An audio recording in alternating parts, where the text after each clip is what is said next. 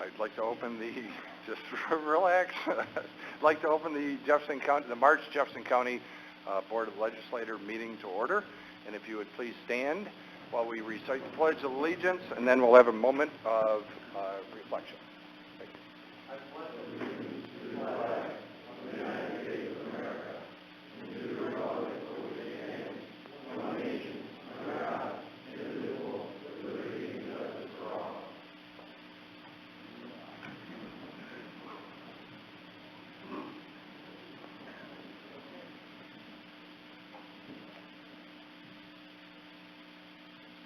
Thank you. You may be seated.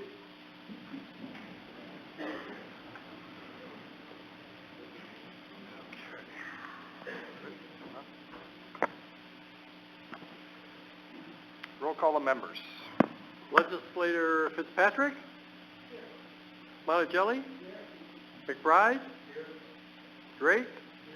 Reed? Here. Peck? Here. Bildo? Here. Ferris? Here. Maxson? Here. Jarrow? Here. Cantwell? Here. Nebawanik? Here. Grant? Here. Johnson? Here. Gray? Here. All present. Thank you. Privilege of the floor. We have a sign-up sheet, and anybody else that would like to speak can feel free to. Please come forward to the microphone. I will call out the ones in the list first.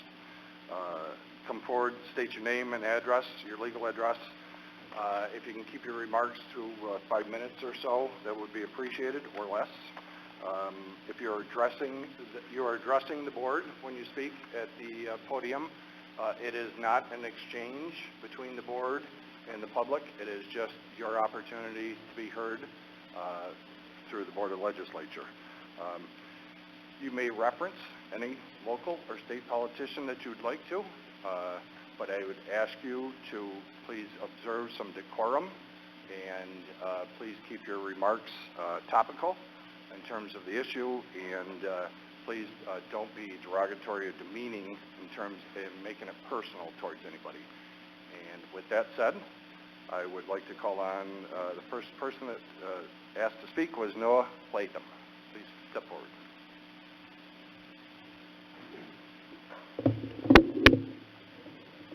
All right. Noah Latham, Fort Drum. All right. Ladies and gentlemen of the board, we are gathered here tonight to petition and to propose to our representatives an answer to the concentrated effort to subvert the rights of free people. We, the people of Jefferson County, have gathered over 3,500 signatures on our petitions in only a few short weeks. These signatures represent your coworkers. They represent your neighbors. They represent your friends and family, but most importantly, they represent your countrymen and your constituents. This isn't a request. This is the will of the people of Jefferson. We came here tonight to establish Jefferson County as a Second Amendment sanctuary. For years, an untold number of litigations and attempted court cases have been brought to the Supreme Court of New York with limited success. For years, we've sat around and tried to raise funds against politicians like Bloomberg and Cuomo who have gotten rich off of their subjects. For years, we've waited for the NRA or some Republican majority to come and save us from those that would do anything to see the Constitution and the Bill of Rights thrown into a shredder. In the last couple months alone, from the streets of Hong Kong and Paris, Richmond and Phoenix, Denver and Seattle, tens of thousands of people have marched in the name of freedom. They've carried arms to remind those in power that the people hold within them an inherent right to self-defense, and that defense extends to those that would strip freedoms from their common man. It's over. Our strategy must change, and this is the first step. We, the people, find the only correct course of action is to say enough is enough. We must make our stand. We must pass this ordinance and, with conviction, protect the people of Jefferson from those that would seek to oppress us. Out of the estimated 1 million assault weapons as classified under the 2013 SAFE Act, 23,847 registered as of a report published by the State Police in June of 2015. That's a 2.38% compliance rate. Even if we went by a more conservative estimate of only 200,000 assault weapons, we'd only be looking at roughly 12% compliance by the end of the April 2014 deadline. If you really think New Yorkers are going to comply and submit to ammunition restrictions less than twice the capacity of our firearms every 120 days, or pay liability insurance no less than $1 million to exercise our right to bear arms, you've got another thing coming. If you really think New Yorkers are going to comply and submit to having their social media and internet search histories examined without a warrant, violating their Fourth Amendment rights, or get a mental health evaluation as a requirement to exercise their Second Amendment rights, you've got another thing coming. And lastly, if you think we are above taking tyrant politicians out of office for refusing to represent the people, putting our families at risk for not allowing them to own arms and ammunition, and shredding the supreme law of the land, you've got another thing coming, and that's a promise. We will not comply. Remember your oaths. Sic semper tyrannis. That concludes my remarks. Thank you.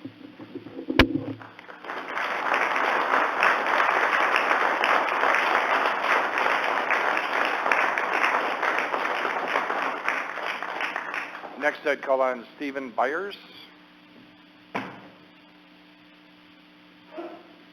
Just a reminder, state your name and, well, I already stated your name. You can state your address. All right.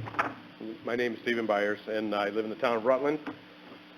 There's a lot of people here tonight, a pretty good turnout.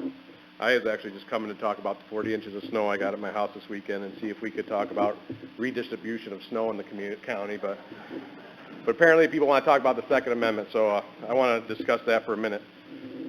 So to the county legislators, my fellow citizens of Jefferson County, I came here tonight to speak in support of making Jefferson County a Second Amendment sanctuary county. I'm sure you're going to hear many different arguments tonight as to why many of us would like to see this county a sanctuary county. There will be constitutional arguments, tradition arguments. I'm quite confident you'll hear arguments about protecting family and the abuse of power in Albany. All good and valid arguments, but I'd like to point to two of them that are on the radar, and I think one specifically that will affect all of you in a great way. First, I was deeply disappointed in our sheriff for her preemptive press release stating she did not support our efforts to make this county a sanctuary county. In one breath, she stated, "I support the Second Amendment," and in the next she says she doesn't get to pick and choose what laws she will support and enforce.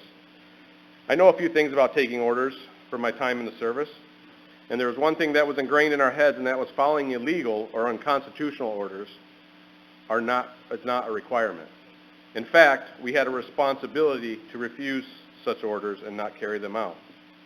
It requires character and courage. While her statement sounds noble and courageous, standing for the law, it's really a politician's response to a tougher matter. How do you support the Second Amendment, then say you enforce the laws that limit it?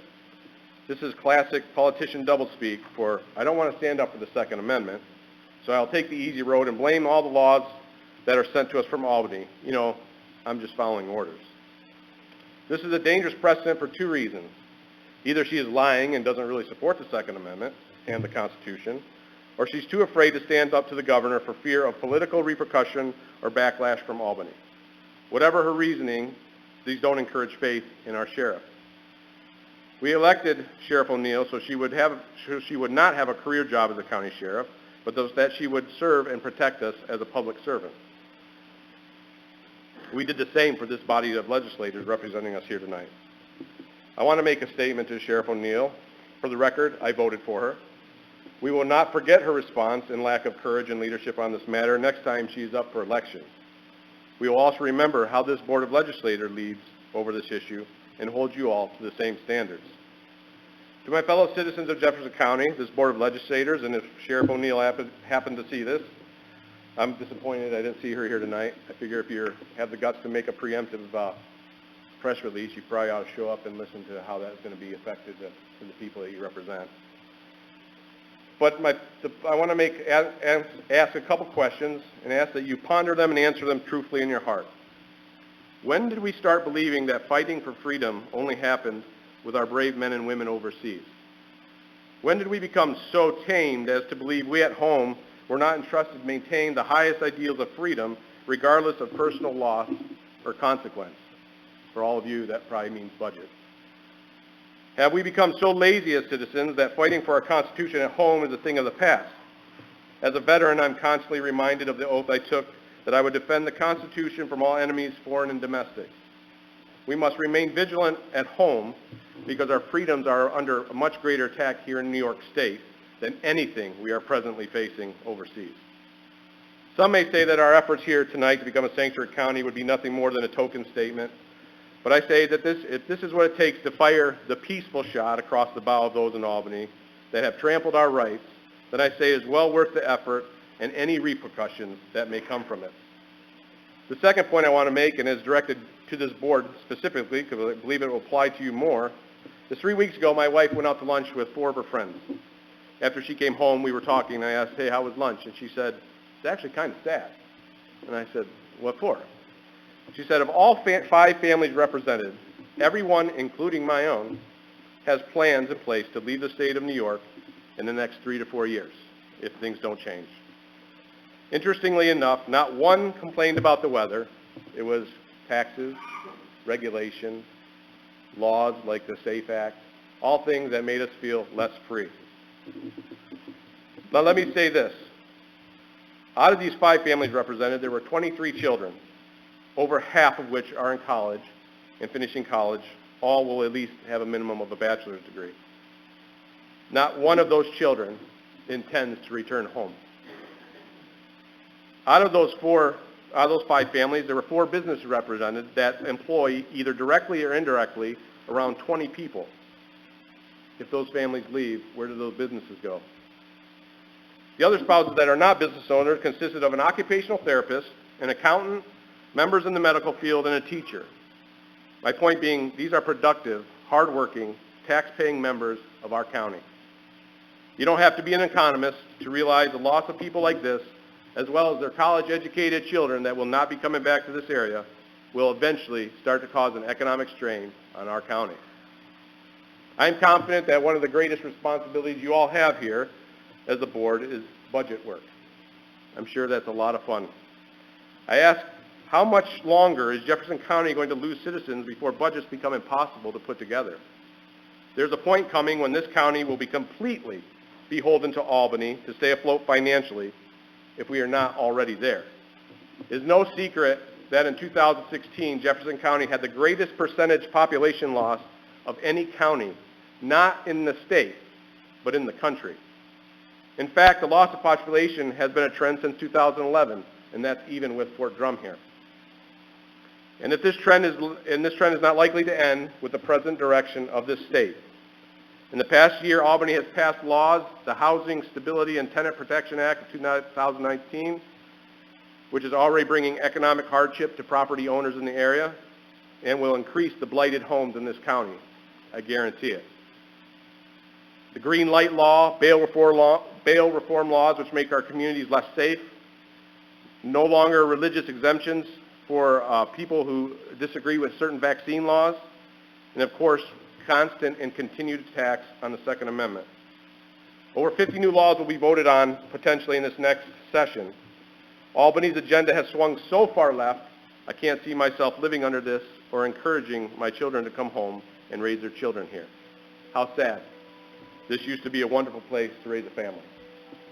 The hard truth is the people that are doing the worst in New York are now the law-abiding, tax-paying, working-class producers that have reached a breaking point. We are soon to become a region where the producers can no longer pay for those that will not produce, and we will leave.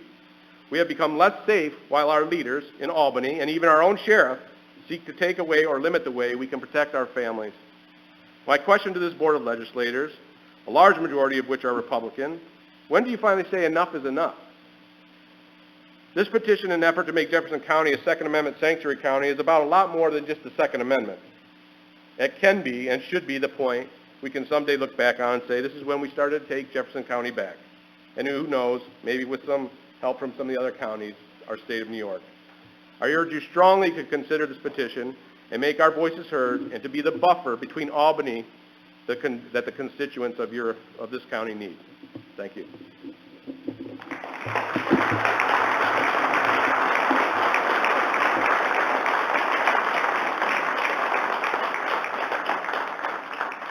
Thank you, Mr. Byers.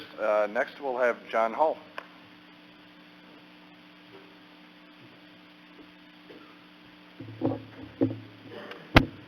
Thank you, Mr. Hageman, Chairman Gray, and legislators. I would like to address the issue of Jefferson County, that Jefferson County should become a Second Amendment sanctuary county. But first, I would like to commend our sheriff, Colleen O'Neill, for reaffirming her oath of office and committing her department will not pick and choose which laws the sheriff's department will enforce and ensure that all laws are enforced to the best of their ability. Everyone has their own interpretation of the Second Amendment. The one that counts is the interpretation from our courts that law enforcement agencies have pledged to enforce. Gun violence is a crisis in our country.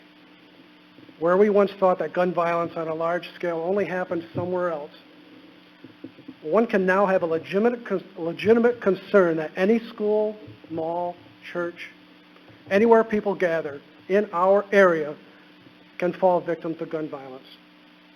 I understand those who feel that they want a gun in their household for protection, but also realize that studies have shown that that gun in a household is more likely to be used on a person in that household than used for protection. To say that the availability of guns is the only cause of gun violence, of the gun violence issue, misrepresents and oversimplifies how to deal with this issue. Mental health issues, domestic violence, lack of positive discussions and research leads us to where we are now, with 40,000 dead in this country in 2017 from gun violence, with 60% of those due to suicides. However, gun control measures can help. There are people who should not be able to possess a gun. How we do that requires a commitment to solve the problem. The extreme ends of the gun control issue are the ones that are making all the noise. Both banning guns or ensuring everyone has a gun is unrealistic and adds nothing to solving the gun violence issue. Realistic gun control measures will ensure everyone's safety. But when there is no positive engagement between opposing views, you get unilateral legislation like the New York SAFE Act. I support the SAFE Act. However, changes can be made so that each side of the gun control issue can contribute to making our community safer. Jefferson County, as a Second Amendment sanctuary county, would restrict engagement on the gun violence issue, and it would run counter to ensuring that law enforcement has the ability to protect its citizens and defend the Constitution that protects us all. I encourage the Jefferson County Board of Legislators not to take any action on becoming a Second Amendment county or a sanctuary county. Thank you. Thank you, Mr. Hull. Next, we'll have James Pelletier.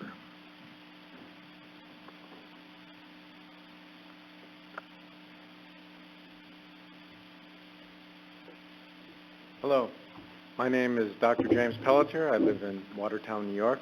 I wish I prepared a statement. I came here just to give some comments and some observations. I wasn't a very political man until the New York SAFE Act came. I did serve in the military. I know about following lawful orders. I know about following laws that aren't lawful. I witnessed Morton Grove take 27 years to be reversed. They outlawed handguns. We all knew that law was not going to pass the Supreme Court. I'm a little disappointed in the Supreme Court for waiting so long to take that case up. I don't have maybe 27 years left, so I'd like to see the SAFE Act reversed before 27 years of my life goes. I'm almost 60. I think that it's very important that we become a sanctuary city. I'm a medical provider. I think red flag laws are a scary, slippery slope. Yes, we want to see people who are mentally unfit not have guns. That's true. But where do we draw the line?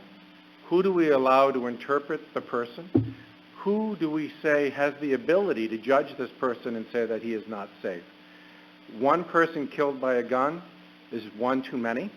However, where do we draw the line of who can legally own a gun? How many people are we willing to lose in that fight for something that is inherent right of a person? So it is a shame. I hate to see anyone get shot, but sometimes there's risks to every procedure. Sometimes untoward effects occur. I think we have to look at the big picture.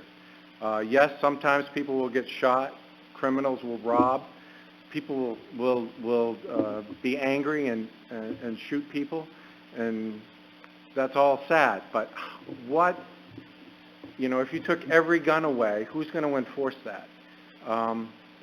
I think the SAFE Act is going to be proven unconstitutional, just like the Morton Grove ban was. They're going to try to put more restrictions. They've already introduced the law to limit 20 bullets purchased per month, which is ridiculous. And I talked to Sheriff O'Neill, and I told her my thoughts. I was a little disappointed in her response. I'm really disappointed not to see her here. I would like to address her in person. I do give her the credit to call me back, though. She did call me and talk to me on the phone. I think it's very important that we're a sanctuary city. Most people who get shot are in not most, but a lot of people shot in gun-safe zones. I personally think that a gun-safe zone is a big target that says, come here, shoot me, I don't have a gun. I think we need to say, listen, we're going to draw a line. We're going to protect our families. We're going to protect our fellow citizens. I think the Second Amendment was written in a time where people were afraid of their government, and they said, listen, you guys can have guns to protect yourself from the government. And I'm a firm believer in that. That's pretty much all I have to say. I do appreciate your time and effort. I do wish I prepared something, but I'm glad you listened to me, and I don't want to take too much of your time. Thank you very much. Thank you.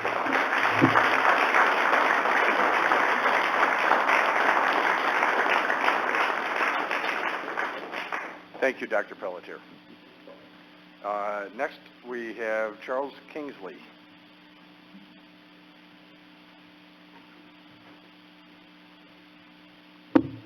Charles Kingsley, State Park Road, 3 Mile Bay. Heavenly Father's created 3 documents. One is the 10 Commandments, Declaration of Independence, and the Constitution. And what part of the Second Amendment we don't understand? The keeping bear arms is not to be infringed on. I blame a lot of our problem on... Are we okay?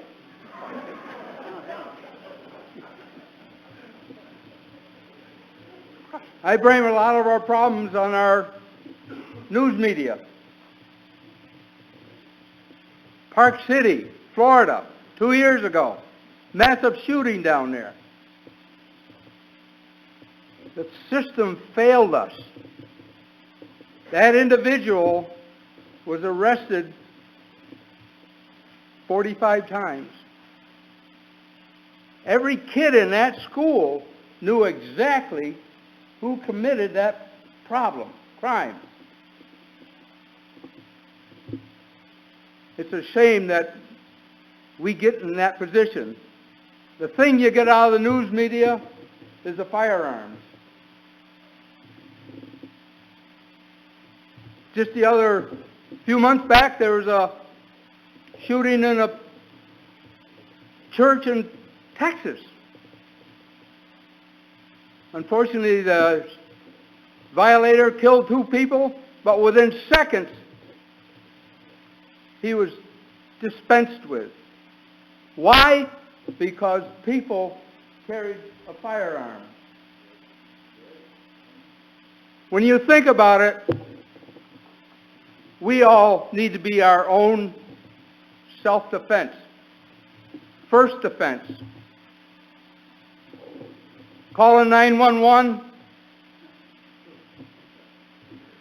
I'm sorry to say, but I want to be able to take my own ability to defend myself. And it's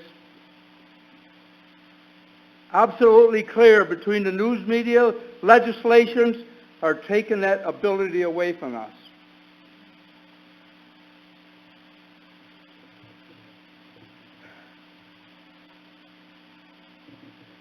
It's unfortunate that legislation, so many times, in all their effort to do a good thing, ends up punishing 99% of the population to correct one issue. And that's why I feel about the SAFE Act. The SAFE Act basically makes a criminal out of all of us, in the sense that I'm sure that some law-abiding authority could go into my house or anybody else's, wherever, and say, that's illegal.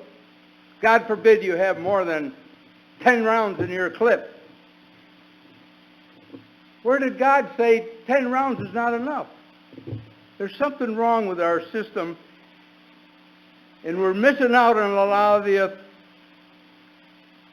the moral ethic values. And with that,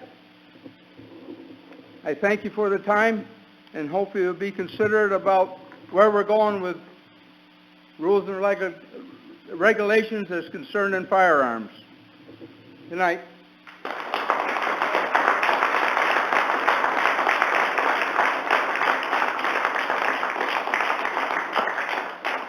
Thank you, Mr. Kingsley. Is there anybody else that'd like to address the board? Hearing none, I'll close privilege of the floor. Okay, next on the agenda, reading of minutes of the last session. Anybody have a desire to have the minutes read? If not, any additions, deletions, or corrections? Hearing none, then they'll stand as presented. Presentations of petitions, notices, and communications. Mr. Chairman, we only have one this evening, and that is that we are in receipt of the 2019 annual report for the county clerk's office, and in fact, everybody also has a copy on their desk. Okay, reports of, yes. Are we in receipt of the petition? Has that been presented to us officially, or just simply referenced? We're not in receipt of the petition. No. You can come forward, sir. Mr. Latham. I think we're about to be. That's okay. Thank you. That's okay. Do you want your clipboard? Okay. Thank you, Mr. Latham. Mr. Legislator Maxson, we're in receipt of them. And thank you all.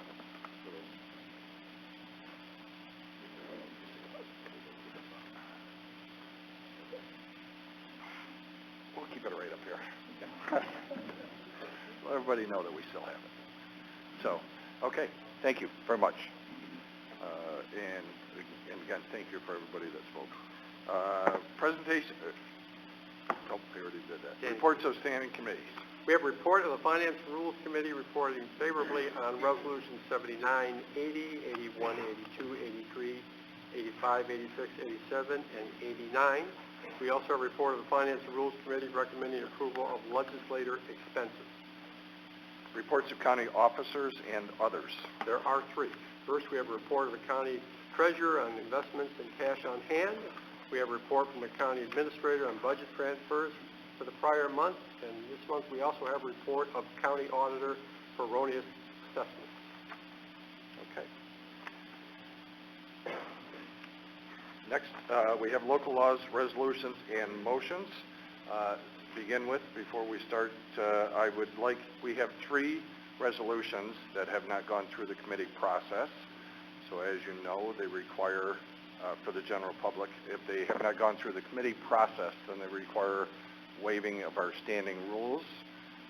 So in order to get them introduced to the full board. So, is that a motion, Mr. Peck? Second, Mr. Ferris. All in favor, aye? Aye. Opposed? Carried. Okay. And that would be for, let me back up. Resolution number 90, 91 and 92. And so, with that said, we will begin with number 92. And Mr. Maxon. Thank you, Mr. Chairman. I would like to offer a resolution to the board, numbered Resolution number 92, entitled Opposing Infringements on the Inalienable Right to Keep and Bear Arms and Affirming Support for the Second Amendment to the United States Constitution. It's a motion to move it. Second, Mr. Jarrow. Discussion. Mr. Jarrow. Thank you, Mr. Chairman. Well, first I'd like to thank all the people that have taken the time to come here tonight. It's really good to see that citizens exercising the right to redress their government. I want you to know that I share their concerns. The Second Amendment and home rule are cornerstones of our republic. The state government is not chipping at these cornerstones, they are jackhammering them. We cannot stand idly by and allow this to happen. Our ancestors fought and died so that we may have the liberty God intended us. It is our duty to maintain those rights. I wholeheartedly support this resolution tonight. Thank you. Thank you, Mr. Jarrow. Anybody else? Mr. Monticelli. Thank you, Chairman Gray. My comments are not directly related to the resolution as written, but to the comments that I hear that bring this forward for us. And that is that New York State has, the Assembly and the Senate and of course the Governor have agreed to have certain rules and laws that infringe upon rights of people who are not in urban areas. We're a county of 114,000 people. There are 5 counties of the 62 that make New York City, compose New York City. There are 3 more that are in proximity to New York City, and those 8 counties together are 13 million people in 8 counties. People vote, vacant land doesn't vote. What's going on in Albany, I think, needs to change, but it only changes if people actually come together and elect people of like mind, and then we would have more reasonable rules for people who aren't in New York City. But how do you do that? You work on campaigns. People say, well, it's partisan. Well, I don't think it was partisan. The Senate was, for at least 4 years, was a coalition.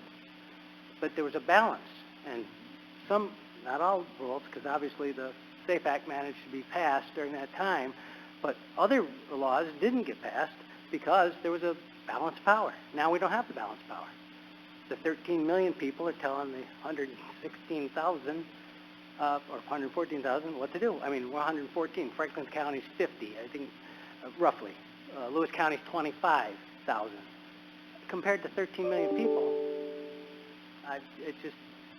it's a lopsided balance. And it would take a lot of work to get to the point where we are heard the way the 13 million are heard. Those are my comments. Thank you. Thank you, Mr. Monticelli. Mr. Drake. Thank you. I represent a district in which we have hunters, and it's a rural district in which the guns are important for protection, not for maybe nuisance animals and maybe for criminals. The legislation in this resolution is faulty. It definitely restricts things, and we should have a less restrictive atmosphere, I guess, for guns. I don't want to address the Second Amendment, just guns. Some of this legislation, for example, the insurance cost, I think it's prohibitive for some of my people who are on the lesser end of the economic scale, and I always wonder if this was a backdoor way to get the serial numbers of guns, because you may have to report them to your insurance company. So it is faulty, and I do not endorse these bills, certainly. My vision, though, is I think there should be background checks for guns, and I would be for the banning of assault rifles. Somebody suggested that they have a special permit if you have an assault rifle. I see that they're really not for hunters, or they're over the line for protection. I was a teacher, and I would say that early in my teaching career, if you went out to the school parking lot at the high school, you would see guns in the back of a pickup truck. And that was probably 30, 40 years ago. And I have a story about a friend of mine who's a principal who, during duck hunting season, would have the boys come in, give them, after duck hunting in the morning, give them their shotguns. He'd store them in his office, and at night, he'd give them back to them. But now the schools are almost on constant lockdown. It is very tough even to sign your child out or your grandchild. You've got to have ID, and you're not even allowed into the school unless you're buzzed in, which I agree with. My greatest fear, I guess, is school and the shootings in school. I probably am going to abstain from this because of the assault rifles and background checks, but I do agree with about 90% of what this resolution states. These laws are faulty. Thank you. Thank you, Mr. Drake. Anybody else? Mrs. Fitzpatrick. Mr. Byers, I don't know where you're sitting right now, or Mr. Latham, actually. Latham, thank you. You mentioned we the people. We too are the people, okay? Sometimes they put us aside, put us in corners, put us above, put us below. We are the people, and we are representing all of you. Albeit I represent the city, we have 15 legislators. We cover all of Jefferson County. And we don't always agree with our governor either. And in this case, I do not agree with our governor. And as Mr. Monticelli, Legislator Monticelli just mentioned, the millions of people who are in New York City is why we are called the Democrat state. Most of us are Republican, true. We don't always vote the same. But keep in mind, just in the city alone, and Mr. Wolf, don't quote me on this, but somehow, some way, I think there's 57 to 60 assemblymen and women in New York City alone. All they have to do is go out their door, walk around their building into the backyard, go up the back steps, and they've represented all their people. Meanwhile, all of us have a lot bigger territory to look over. It doesn't seem fair that the other 13, 14 million get to vote on what we do and what we believe in. I support Resolution 92. I, too, don't agree with all of it. But you know what? I agree that we have the right to bear arms in Jefferson County.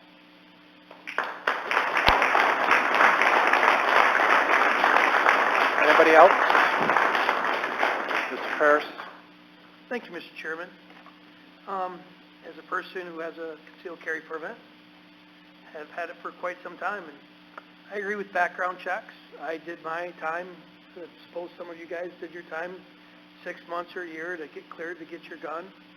And I think when people tell me, hey, we should be having more stringent laws, I'm like, apparently you're not from New York State, because there's some pretty stringent laws in New York State. You can't buy a gun and just take it home. You got to go back down to the Sheriff's Department, get it put on your permit, come all the way back out there, track everything. Everything I own seems to be serial numbered and put in the state police barrack or their archives, and whether it's a handgun or a rifle or whatever I have now. So I'm excited about this piece of legislation, and was very happy to see it come forward.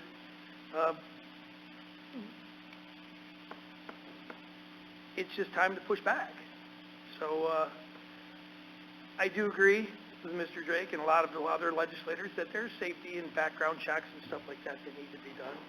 So don't kill me for that. But I agree with that. But it's time to start pushing back. I mean, to buy 20 rounds of ammunition. Come to my house, I got 1,250 rounds of shotgun shells for shoot trap. Someone wants to take my shotgun shells away from me because I shoot trap once in a while? You're 20 years old almost. All right? Thank you, sir. Thank you, Mr. Ferris. Anybody else like to speak to resolution number 92? Mr. Maxon? Thank you, Mr. Chairman. Because the resolution didn't go through the committee process, the text of it isn't widely known or publicly available. So we did provide a number of copies of the resolution on the table on your way in. But I did want to just simply reference the fact that our resolution is certainly designed to send the message to the government in Albany that these rights, no matter what the laws are passed, these rights are inalienable, these rights are inherent, these rights are God-given, and that the right to keep and bear arms in defense against tyranny is important. That it was not a law that's been passed. It's not a grant of a right from a government.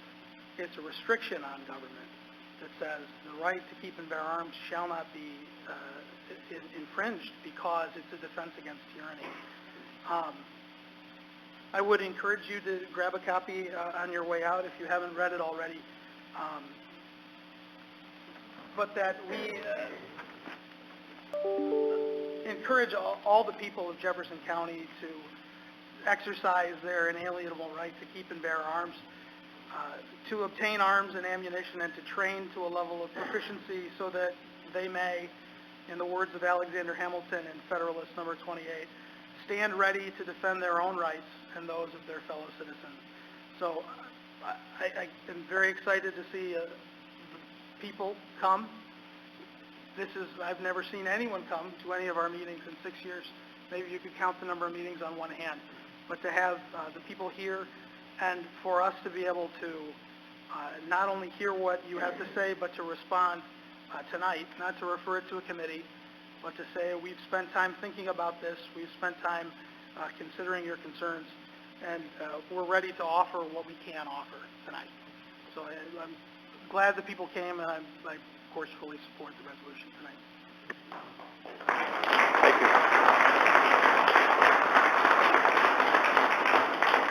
Thank you, Mr. Maxon. Anybody else speak to resolution number 92?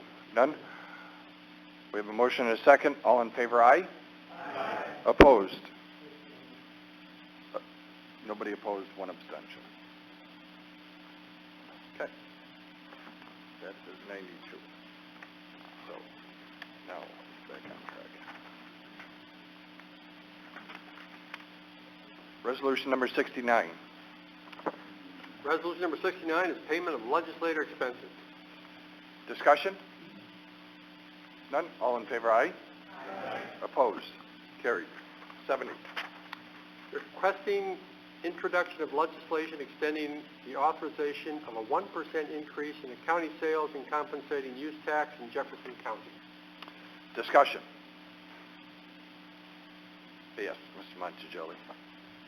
Earlier we talked about the home rule, and this is exactly the kind of thing. I mean, in order to tax people in Jefferson County, we've got to get permission from New York State every year. Right.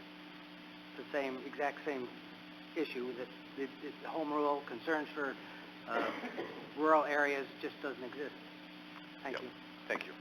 This is simply what Mr. Monticelli was saying, in case anybody didn't catch it, is we have a sales tax, and we have to go to the state and ask permission for it on a every other year basis.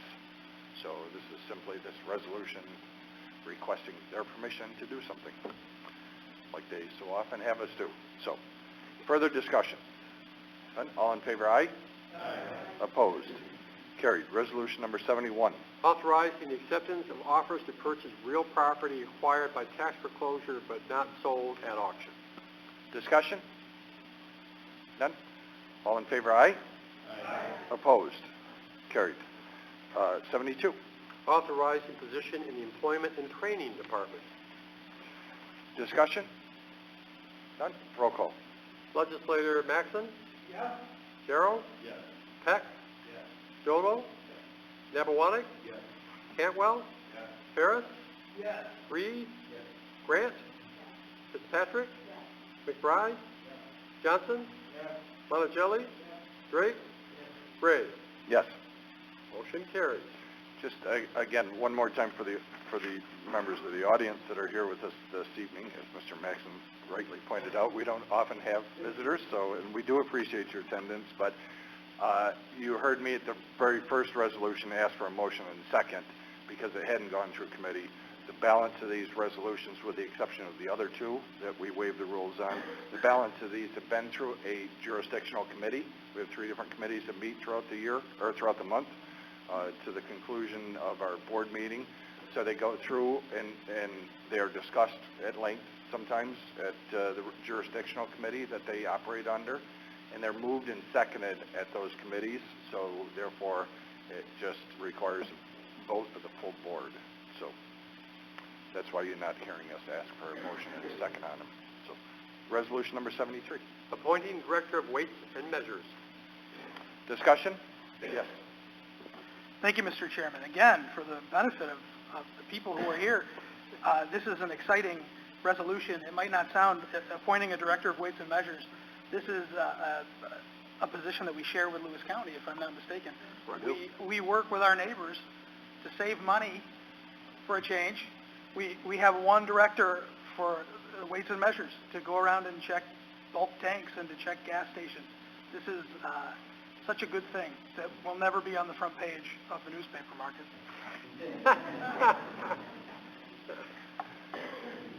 You can see we're excited to have you here. We have somebody to speak to tonight. Any further discussion? Yes, Mr. Doldo. Thank you. First and foremost, as a business owner, I just want to say that Jim Richmeyer has always been very professional and respectful when he comes to businesses. He's worked well with us and others. And Brian, that's taking over for him tonight, is just as respectful, and I'm looking forward to working with him.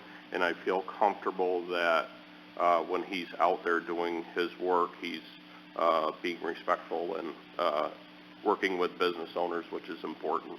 So I just wanted to send my appreciation out there as a business owner, and proud as a county legislator of these 2 individuals and the job that they've done for us in the county. Thank you.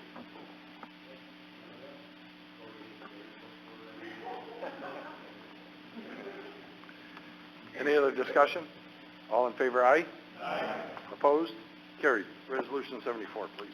Amending the 2020 county budget in relation to resiliency and economic development initiative funding and authorizing agreement. Discussion? None? And again, one more time.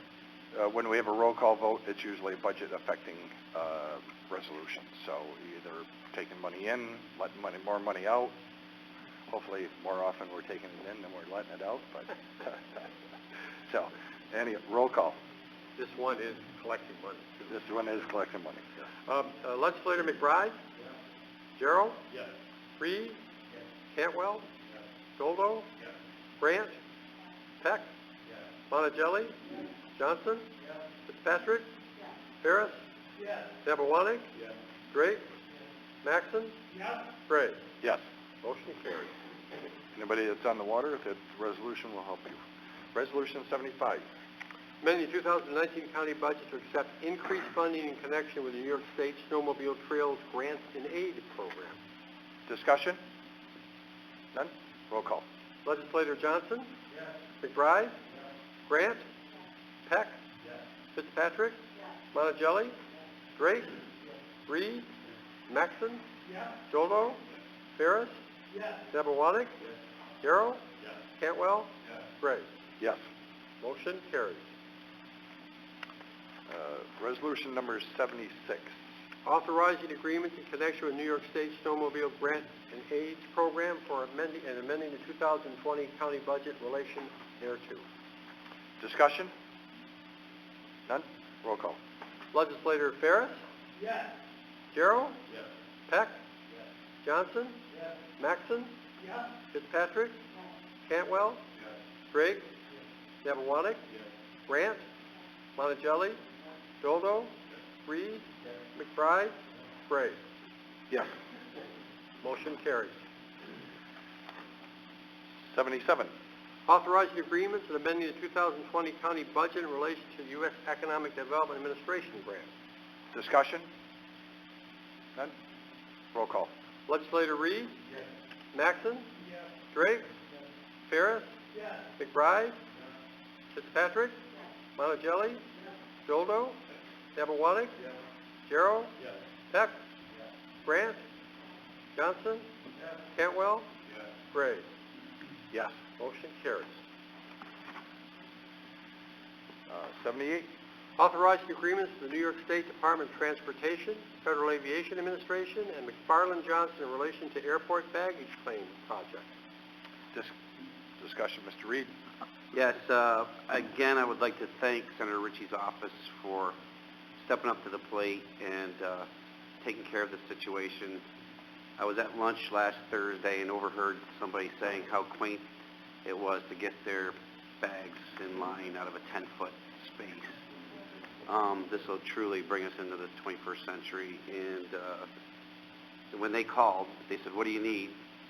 What can we do to help?" And this will be a great asset for our guests that keep coming back and patronize our airport. So again, thank you to Senator Ritchie for having the foresight to help us out with that. Thank you, Mr. Reed. Further discussion on 78. None? Roll call. Legislator Reed? Yes. Johnson? Yes. Monticelli? Maxon? Yes. Cantwell? Fitzpatrick? Ferris? Yes. Peck? Drake? McBride? Doldo? Grant? Jerem? Nevawanik? Gray? Yes. Motion carries. Resolution number 79. Amending the 2020 county budget and capital plan in relation to the Watertown International Airport runway 725 and intersection rehab design project. Discussion? None? Roll call. Legislator Doldo? Maxon? Nevawanik? Peck? Monticelli? Drake? Ferris? Johnson? Reed? Cantwell? Fitzpatrick? McBride? Jerem? Grant? Gray? Yes. Motion carries. Resolution 80. Amending the 2020 county budget and capital plan in relation to the Watertown International Airport's aircraft rescue firefighting facility construction project. Discussion. Mr. Reed, several of these resolutions you may want to talk about how much is paid for generally in the airport and how much the local taxpayers don't have to pay for or are paid through the federal government. There's quite a bit. You just said it, Mr. Chairman. Okay. We're approaching, since we've taken over the airport, $35 million worth of improvements, which has really paid off. But the chicken and egg scenario to get to where we're at, but the impact of the local taxpayers for these capital improvements has been close to zero, just a few dollars. We've had a good business plan. We're not going into debt. We have no debt service out there, so it enables us to free up our goals and aims.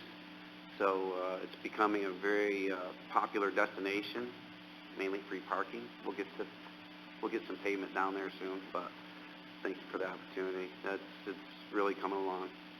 Thank you for everybody that patronizes it too. But again, they don't have to fly out of there, so we're making it so it's an attractive destination for people.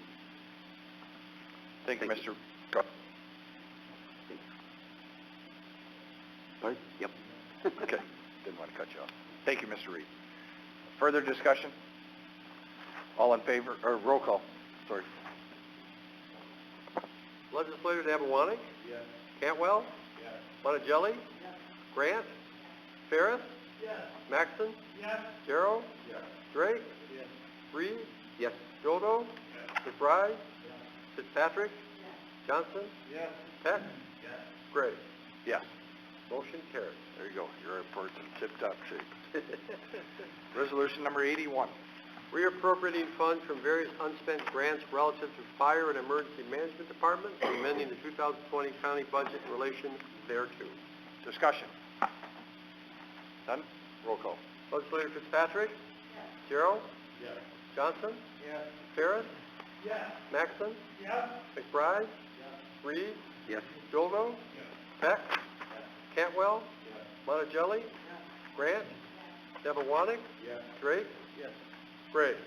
Yes. Motion carries. Resolution 82. Amending the 2020 county budget capital plan in relation to county bridge account. Discussion. None? Roll call.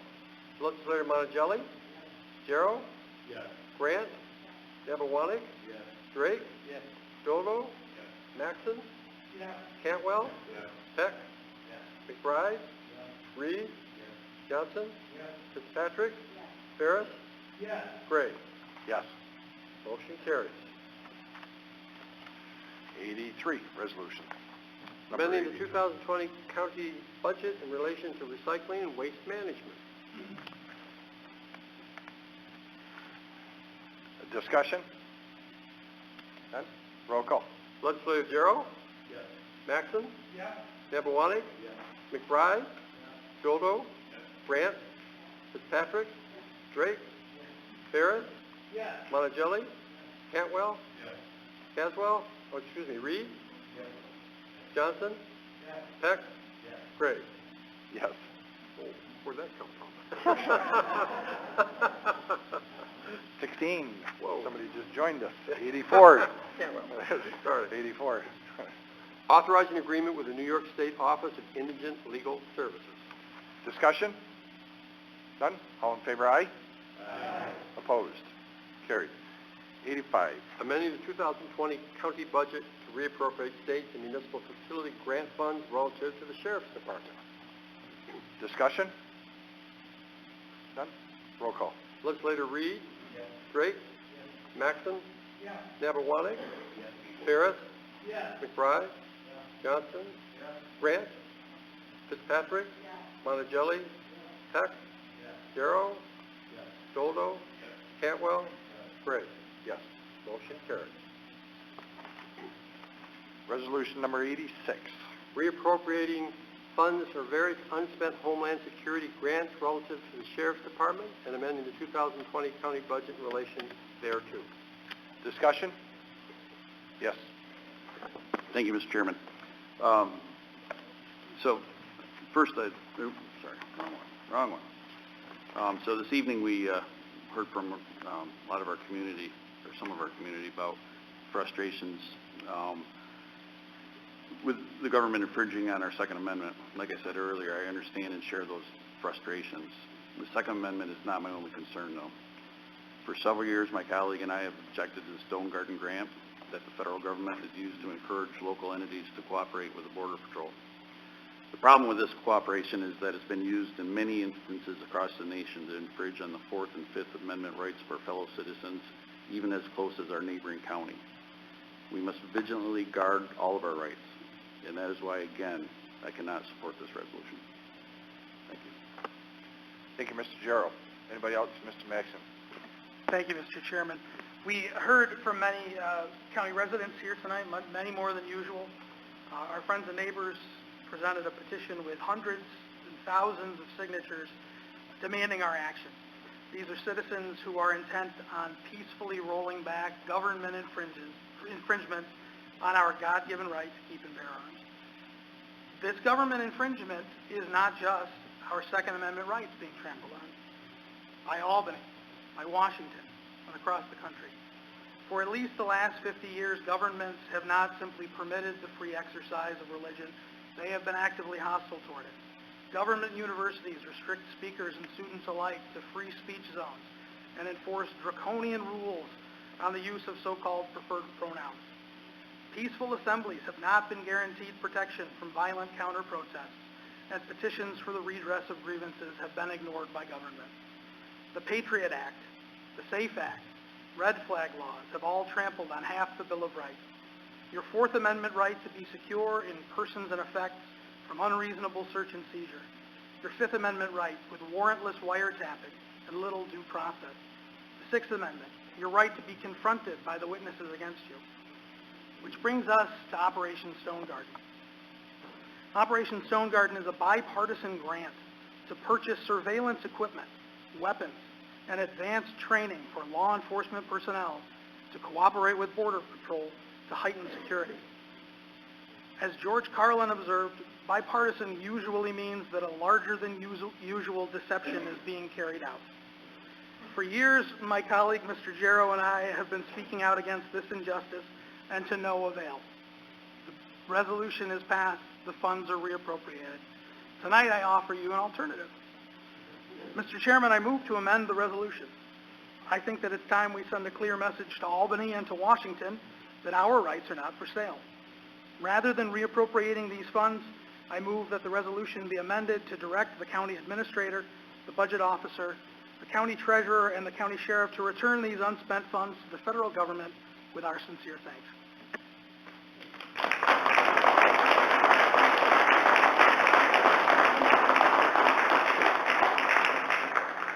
We have amendment and motion. Do we have a second on the amendment? Second. Any discussion on the amendment? Just on the amendment. None? All in favor of the amendment, say aye. Aye. Opposed?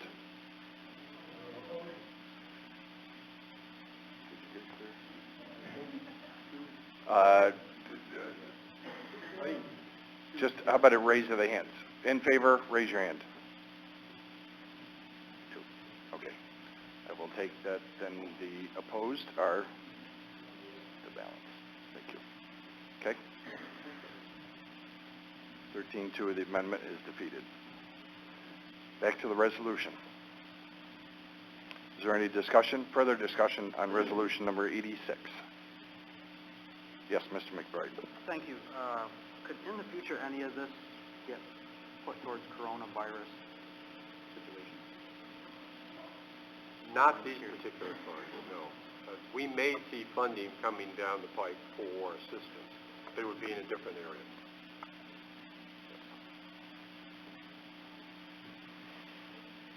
Further discussion on 86? None? Roll call. Legislator Jarrow. No. Peck. Yes. Cantwell. Yes. McBride. Yes. Monticelli. Yes. Johnson. Yes. Drake. Yes. Fitzpatrick. Yes. Grant. Yes. Ferris. Yes. Dodo. Yes. Nevawanik. Yes. Reed. Yes. Maxon. No. Gray. Yes. Motion carries. Resolution number 87. Amending the 2020 county budget to reappropriate Governor Traffic Safety Committee's Stop DWI Crackdown Enforcement Grant. Discussion? Mr. Jarrow. Thank you, Mr. Chairman. You're welcome. So, as most of the legislature already knows, but I will, because we have people here today, I will also explain why I vote no against this resolution, that I believe that although I think in Jefferson County, the local law enforcement does a good job with Stop DWI crackdown enforcement. But it has been in the past, even locally, used for roadblocks, which I believe are unconstitutional. So that's why I vote against these resolutions. Thank you. Further discussion on 87? None? Roll call. Legislator Peck. Monticelli. Drake. Johnson. McBride. Cantwell. Maxon. Doldo. Grant. Fitzpatrick. Nevawanik. Reed. Jarrow. Ferris. Gray. Yes. Motion carries. Resolution number 80. Authorize an agreement with Thousand Islands Emergency Rescue Services in relation to the novel virus infection outbreak. Discussion? None? All in favor, aye? Opposed? Carried. 89. Amending the 2020 county budget relative to additional revenue from the New York State Office of Children and Family Services for Family First Transition Funding. Discussion? None? Roll call. Legislator Nabawanek? Yes. Jerro? Yes. Drake? Peck? Maxon? Doldo? Reed? Monticelli? McBride? Johnson? Fitzpatrick? Cantwell? Ferris? Grant? Gray? Yes. Motion carries. Resolution number 90. Supporting a permanent funding floor model of community college-based state aid formula for fiscal year 2020-21. May I have a motion, please? Mr. Peck, second. Mr. Cantwell. Discussion. So, the last year, the state, Mr. McBride. I'm just reading this resolution here. We're asking the state for more money that they have continuously not provided up to the level that they promised. Well, yep, that's what I was just going to explain.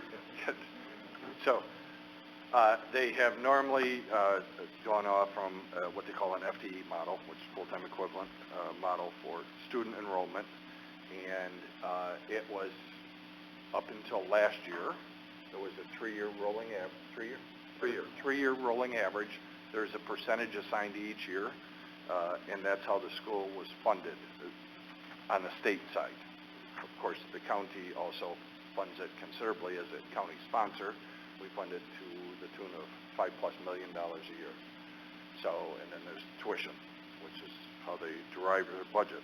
So, the state last year, the state legislature, not the governor, the state it was signed by the governor, but the state legislature enacted what they call the floor model last year, which was their funding, if their enrollment took a dip, their funding would go only to the level of 98% of the previous year. So the largest impact loss would be 2 2% of the previous year. They could keep losing 2% if it kept going.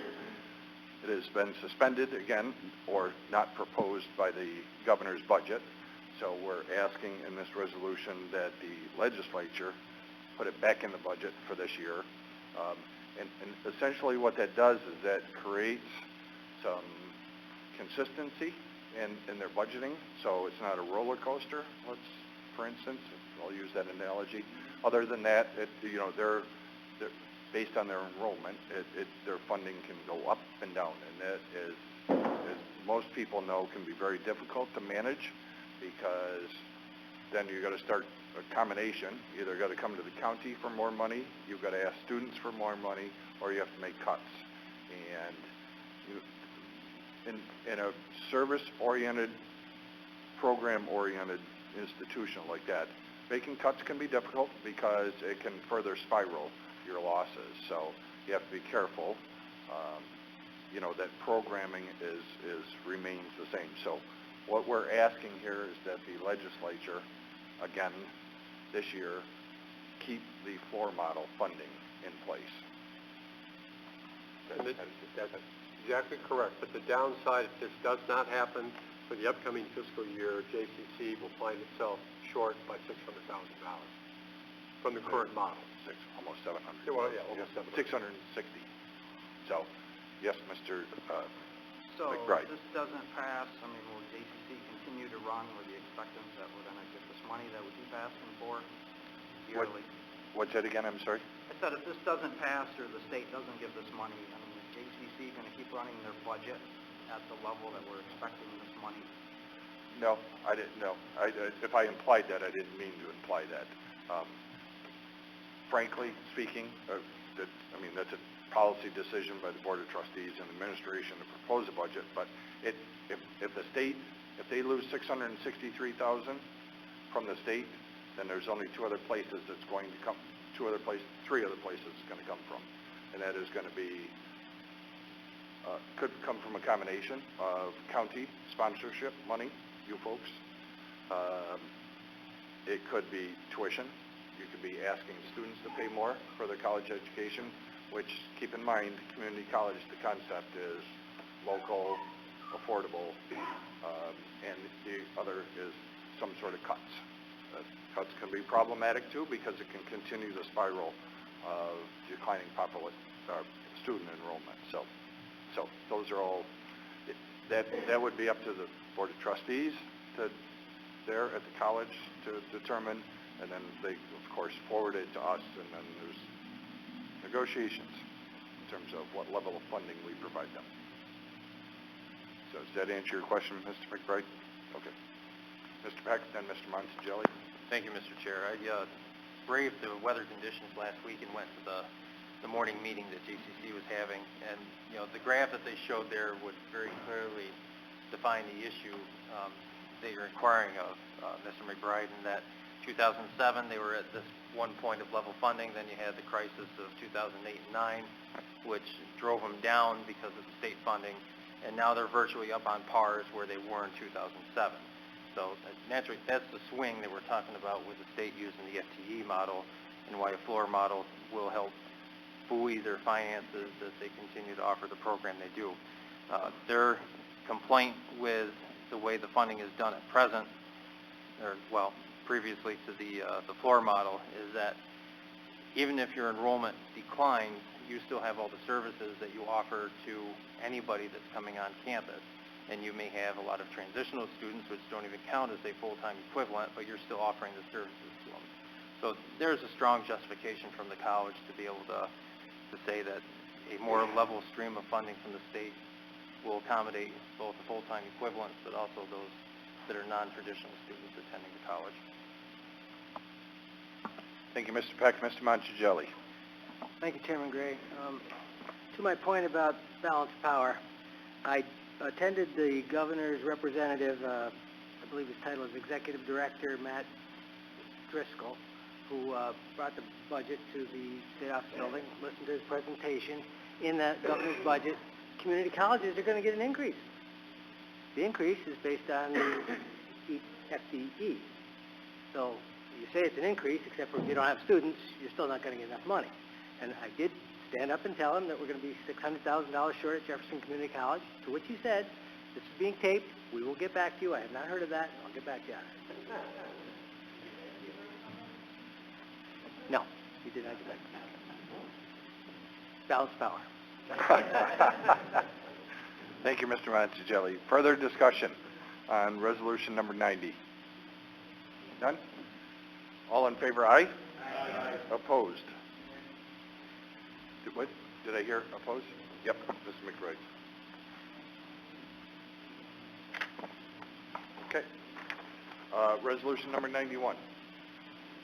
Authorizing agreements and amending the 2020 county budget in relation to the consolidated funding application for a Census 2020 Complete Count Outreach Grant with Empire State Development. May I have a motion, please? Mr. Maxon, second. Mr. Fitzpatrick, discussion? If you got discussion, I'm calling on Borsey over here, our planner. Excuse me, Director of Planning, Mr. Borsey. So, is there any discussion? None? All in favor, aye? Aye. Opposed? Carried. We'll consider that was a good roll call vote. What was that? That's a roll call vote? Money. We got it. We got it covered. We got it covered. I don't have roll call in there. Oh, no, that's 92. Yeah. Yeah, I put, two. My apology, I was too far ahead. I was looking at 92. My voice can do the rest. All righty. Okay, consider it. That concludes motions, resolutions, and local laws. Is there anything else, Mr. Reed? Thank you, Mr. Chairman. I would like to take the opportunity to thank our Deputy Administrator, Sarah Baldwin, for assisting us on the riverfront, or waterfront, lake and river districts to do the background on the U.S. Fish and Wildlife's cormorant issue. And she was very helpful with a letter to our our federal representatives that apparently helped pay off a public comment period. But that public comment period ends on the 9th. So if you have a strong opinion on the ever-increasing cormorant population and how it's decimating our fishery and people's property, please log in, comment, because now we all want to be heard. This is a perfect example of taking the time to, it's 10 minutes, take the time, go on there and comment. But to Deputy Administrator Baldwin, thank you for your extra time. I know things been busy, but the literature and the things that you wrote for us were well received. Appreciate it. Thank you. Yes, Mr. Jarrow. Thank you, Mr. Chairman. Yeah, I'd like to reiterate Mr. Reed's comments. Thank you, Sarah. And please, anybody in the audience, too, that fishes in Lake Ontario or the St. Lawrence River, if you fish much, you know that there's a cormorant problem, and we have had one for decades. And there is a way to express some of those issues and see if we can get something taken care of, and the public participation, like Mr. Reed said, ends on the 9th. So we would appreciate anybody in the audience that might have issues with cormorants to look that up and get online and make your voice heard. Thank you, Mr. Jarrow. Anybody else? Anything else coming before the board? Yes, Mr. Maxson. Thank you, Mr. Chairman. I want to, like I keep coming back to, express my gratitude to the people for coming to our meeting. It's been 6 years that I've been on the board. I can count on one hand the number of meetings that have had public comment. This is just one part of civic engagement. This is not always fun. This is generally boring. I understand why people don't come. I really do. Before I was elected, I didn't come for obvious reasons. But what the county does so much.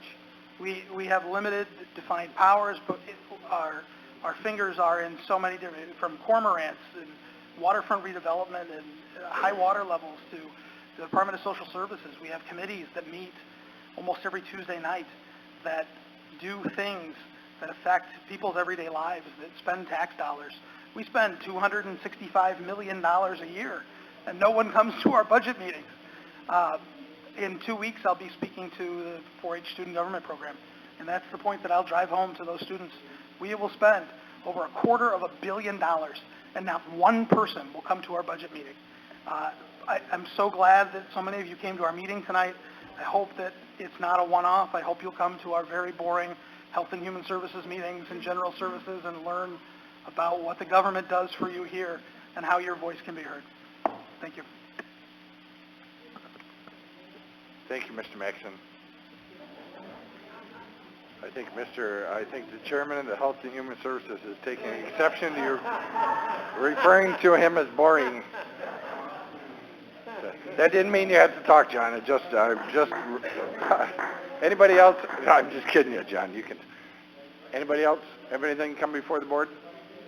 None? Motion to adjourn? Mr. Maxson, second. Mr. Ferris, all in favor? We're adjourned.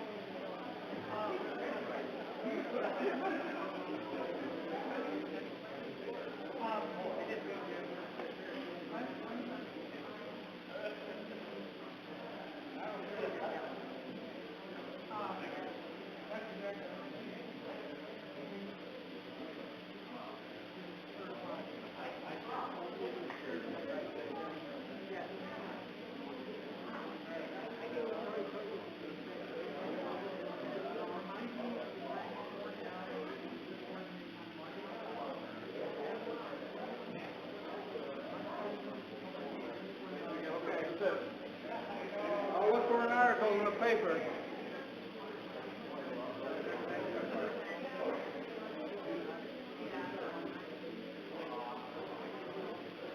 All right, I got one.